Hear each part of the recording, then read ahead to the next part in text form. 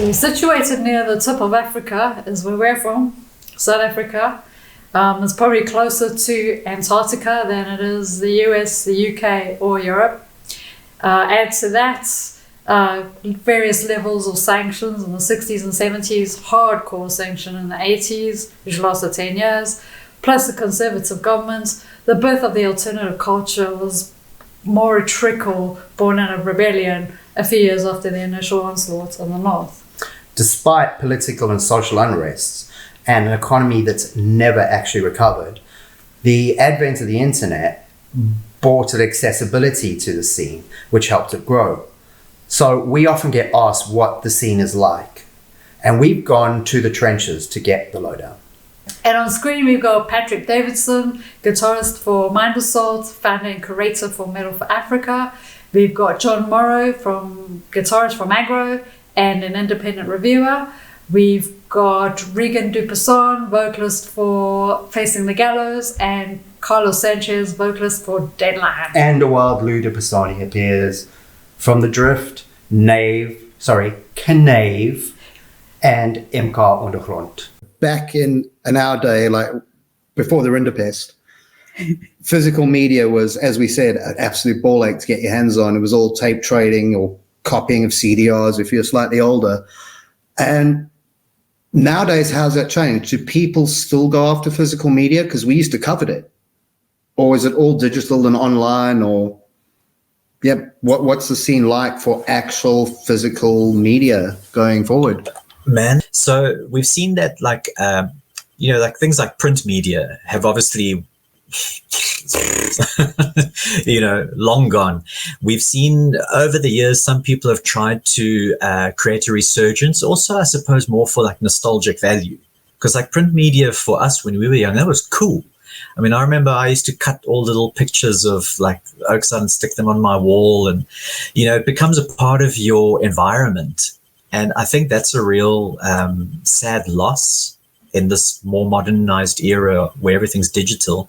We no longer have the ability to make our environment so like such a reflection of ourselves. Or we can still, but it's not as simple and cheap. I remember we used to go to like these paperback shops where you just buy a stack of magazines, cheap. And, it's mostly rubbish, but in there you're going to find photographs of your heroes and you'll like covet those. So that's unfortunately died. But I feel that when it comes to things like albums, we see it everywhere around the world. Vinyls, even in South Africa, vinyls do still now enjoy a bit of prestige. Most people I know who do like to buy vinyls, it's obviously the large format artwork that they never even take the plastic off. It's just a collector's thing. CDs, I think, are dead. There's a lot of bands around here who will still print CDs, but it's because we kind of stuck in our old ways. And, to us, it's like it's a precious thing, but because it was tangible. And for us to be able to tell people, here, we've made an album, check this out. With the digital thing, it's kind of sad. Something has been lost, but it's much the same here as I suppose anywhere in the world. Like things that we can wear still sell, like patches, shirts, beanies, and all that kind of jazz. Like in that sense, actually things haven't changed. I think the technology has changed, and what has affected anything, anywhere, has affected us the same. But people are still willing to spend money on portraying their identity as a fan of heavy music or of a specific artist or a group of artists. Look, I was the head music buyer for one of the biggest music retail chains in this country, and I saw the decline more than anybody else. It affected our business hugely.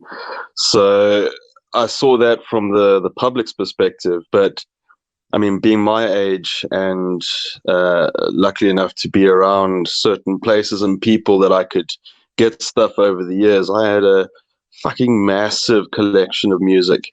And in my own personal space, my wife and I, when we moved down here to the Midlands, our thing was to basically go off grid and release ourselves of all the possessions and all that bullshit, just to try and, make it quality of life. So that was a big thing for me, was to actually, we kept all the discs, we got rid of all the covers, all of that stuff. So we just got sleeves and sleeves of discs, and then we've got everything else on the hard drive and streaming and blah, blah, blah.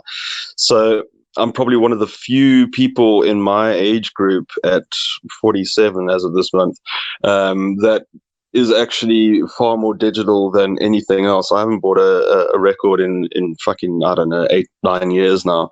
And that was a thing for me. I mean, I used to buy music all the time, pure physical hard copy music.